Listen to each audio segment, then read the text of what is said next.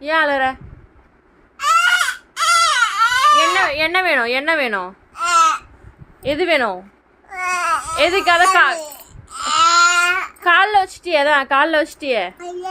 வேற எங்க வைக்க போற? கைக்கா? கைக்குலாம் வைக்க கூடாது. நெயில் பாலிஷ் கைக்கு பாஸ் உனக்கு எதுக்கு? அது பொண்ணுங்க வைக்கிறது, பொண்ணுங்க வைக்கிறது அது.